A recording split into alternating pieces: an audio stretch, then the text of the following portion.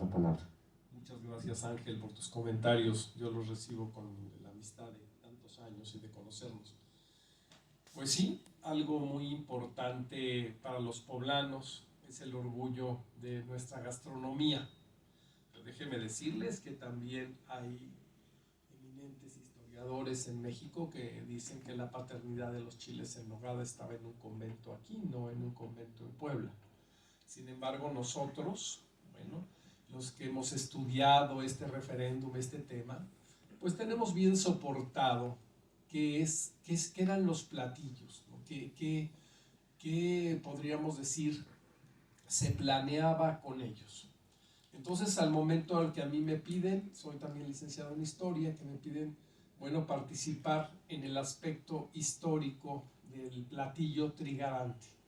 Y no repetir lo mismo que se dice que Agustín de Iturbide, el día de su santo, porque era Agustín Cosme Damián, ¿verdad? Su cumpleaños era el día de Cosme, de San Cosme y San Damián, y su santo, el Agustín de Hipona. O sea, sí se decía que era pues una falacia, que los chiles habían sido un postre, o sea, tantas cosas. Desde luego les voy a decir que en Puebla todos tienen la receta original. Tú vas a una casa y la abuelita, la tía, la madrina, estos los hacía mi bisabuelita. Ah, qué ricos. Tú no puedes decir nada, claro, están deliciosos. Y mi tía le ponía citrón, ah, no, pues qué bien. Y mi abuelita los hacía y iba a comprar los chiles a San Martín Texmelucan y se fijaba que fueran oscuros y largos. Y, pues sí, toda esa parafernalia que ha resultado de un platillo, pues nos puso a los poblanos a trabajar, nos puso a los poblanos a conservar eso y también hacerle una metamorfosis, porque el chile en nogada, como ustedes lo ven, sufrió una metamorfosis. Entonces, bueno, pues empecé con el estudio y dije, bueno, la Puebla, fundada en el siglo XVI, ustedes saben que a base de provisiones reales de la ciudad de Los Ángeles, que la reina nos concede una cédula o provisión real y nos eleva a ciudad, y nos dice que no pagarán alcabalas ni pechos los que vivan ahí, y después viene todo un proceso nobiliario con nuestra cédula real, y la de noble y leal, muy leal, hasta los actuales títulos, 4 veces heroica, Puebla de Zaragoza, ¿no? Entonces, toda esta parafernalia también de títulos y todo, estaba en la gastronomía. Primero, ¿qué hacíamos los poblanos? Pues repetíamos la cocina de los Habsburgo, de la casa reinante. Entonces, en las cocinas, pues se hacían los lechazos, los lebratos, la cocina que les gustaba a los austrias. Eso era lo que se empezaba. ¿Y cómo estaba el referéndum? Pues el famoso libro de Martínez Monquiño del siglo finales del XVI, que se compara con el Quijote, más o menos por su nacencia, el arte de la cocina. Y ahí viene cómo se debe ministrar una cocina, quiénes deben ser los cocineros, los ayudantes, etc. Ahí aprendí que no solamente hay tuertos de los ojos, sino hay tuertos de las orejas, tuertos de las piernas, tuertos de los dedos, y que decían que no era posible tener a un tuerto de los dedos en la cocina. Entonces, bueno, la cocina de los Habsburgo se empieza a repetir, pero claro, la importancia de la cocina precuauhtemotzinca, que es lo que decimos nosotros los que estudiamos al maestro Ignacio Romero Vargas Iturbide, no utilizamos lo prehispánico ni lo precortesiano, sino decimos precuauhtemotzinca. Bueno, pues vemos la gran cocina también prehispánica de diferentes etnias. ¿Por qué? Porque muchas sirvientas, que se les consideraban criadas porque eran criadas, vivían ahí, y no era un apelativo ofensivo, sino estaban criadas en el convento, ¿verdad?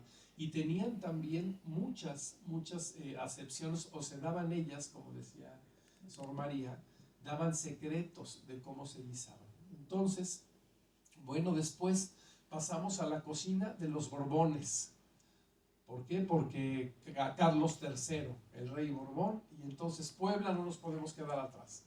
Le mandamos a hacer un obelisco en la Plaza de Armas, una aguja de piedra, y en la parte alta tiene la escultura de Carlos III. Y todo lo que vamos a repetir en los saraos, fiestas, empieza la borbonesa.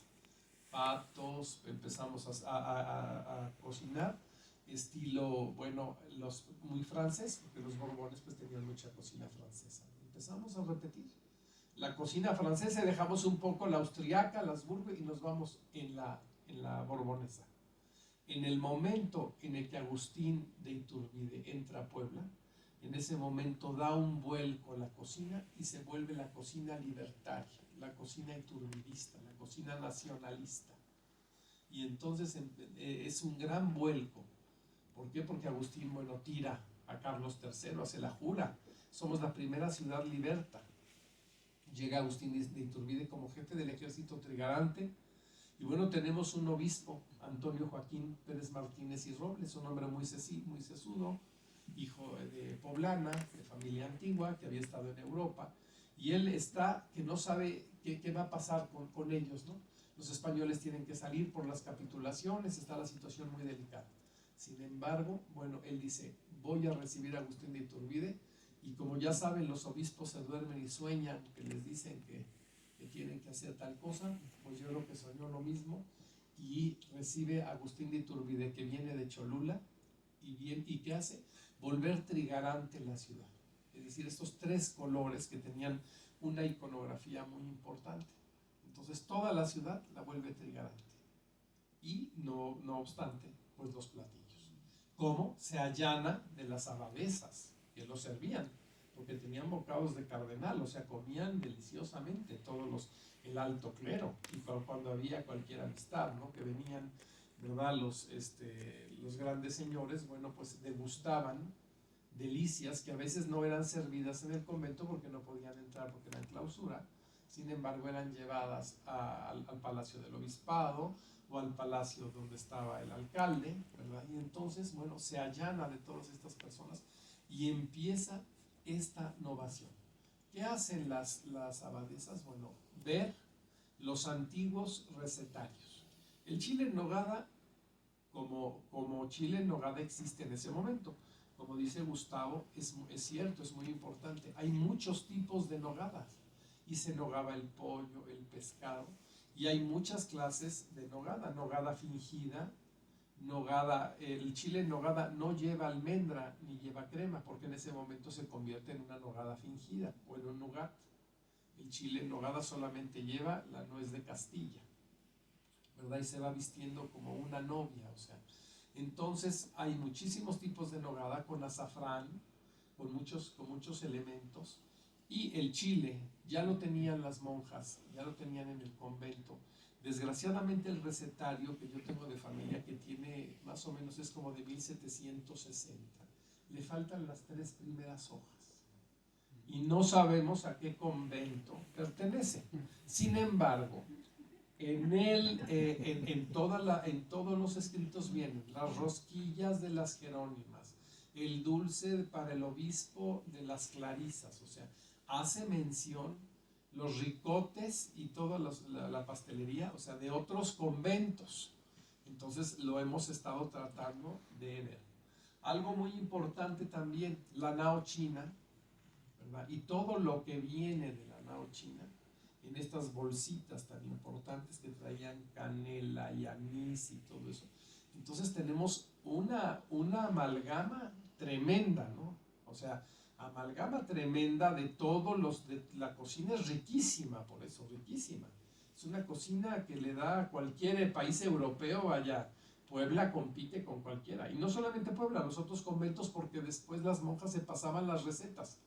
Hacían la arequipa de Perú, venían las monjas peruanas, y aquí en el recetario viene arequipa de Sor Margarita, arequipa como la hacía fulanita. Entonces se pasaban todo eso, ¿no?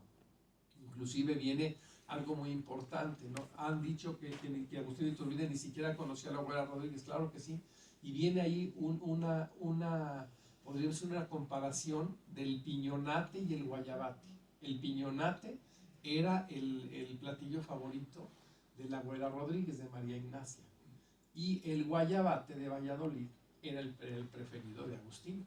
Y entonces dicen, ahí se juntaron el guayabate con el piñonate, para no decir, ¿verdad? O sea, ahí vemos cómo la comida es tan importante, ¿no? Cómo es tan política, cómo amansa, como decía yo, cualquiera, ¿no? Entonces, las monjas toman de estos vitroleros que ya tenían con miel de bola, que hay muchísimas mieles, bueno, lo saben ustedes, son expertos en cocina, Hay 20 o 30 formas de hacer la miel de bola, miel de esta, miel clara, miel oscura, fuego violento, fuego lento, a dos fuegos, bueno. Y ya tienen estos chiles, que encontramos una receta que habla de chiles dulces, rellenos de alfajor. Hay más de 20 clases de alfajor, que es árabe, un dulce árabe. Hay más de 20 alfajores, pero le ponen que la manzana panochera, que se siembra en Puebla, y es la camoesa, la manzana española camoesa, se convierte en la manzana panochera. Esto nos costó mucho trabajo encontrar el origen de esta manzana, porque esta Xochicuali, como se dice en náhuatl, no era vino de España, no se daba aquí.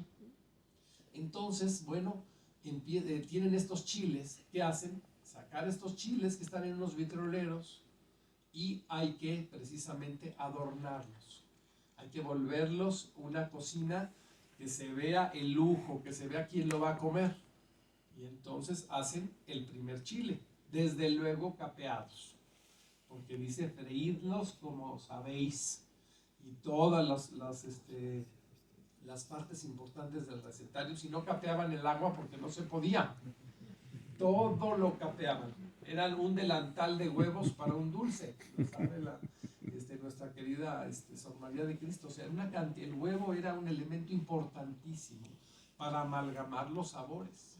Ahí tienes un chile, ¿verdad?, crudo, como está, que al ponerle, al vestirlo de nogada, no tiene coherencia, o sea, no lo absorbe.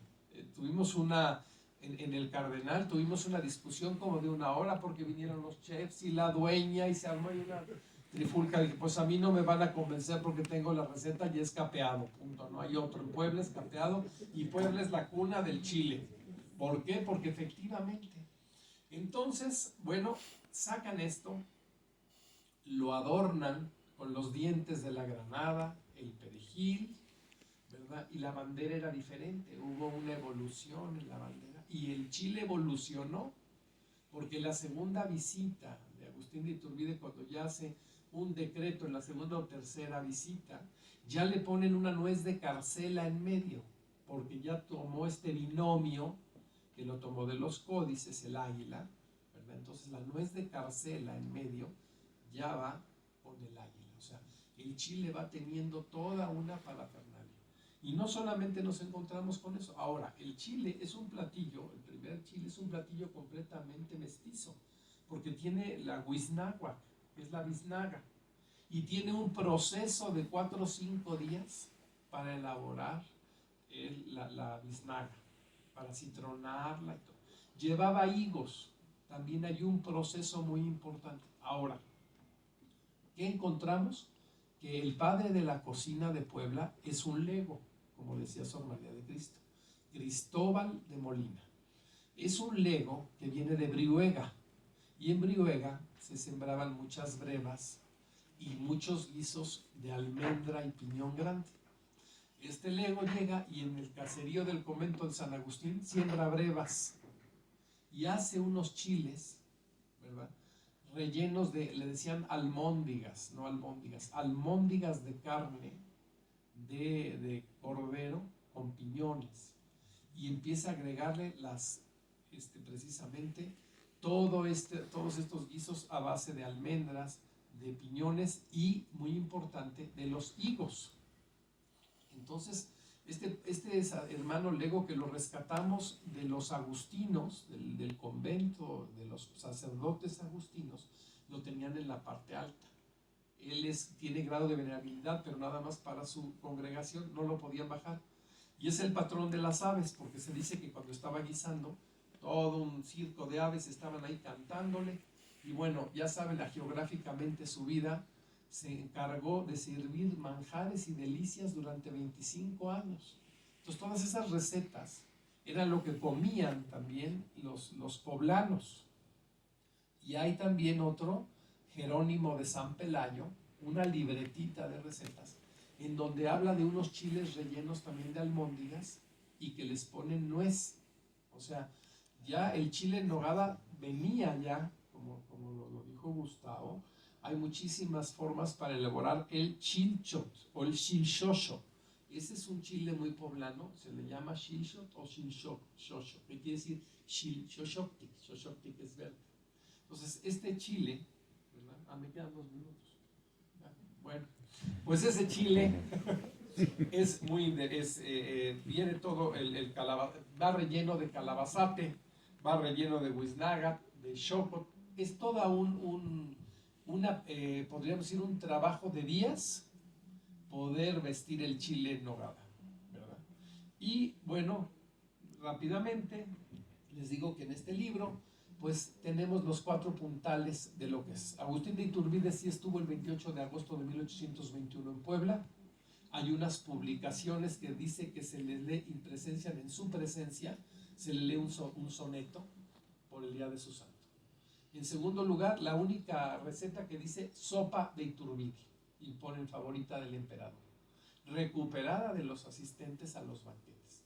Eran almóndigas de sesos, eran blancas, con jitomate, y lo verde era, acelgas. También ve la trigarancia.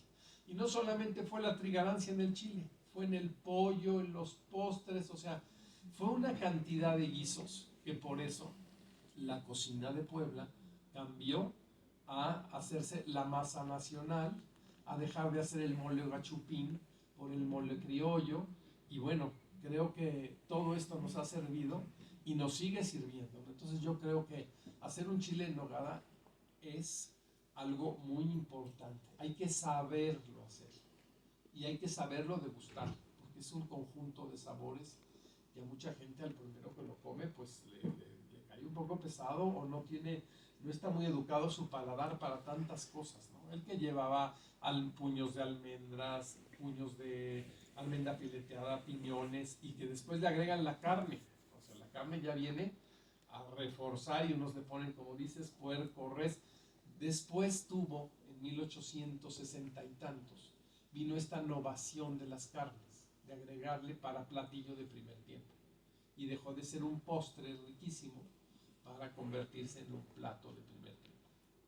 Pues sería muchísimo los que les tenía que conversar, pero muchas gracias.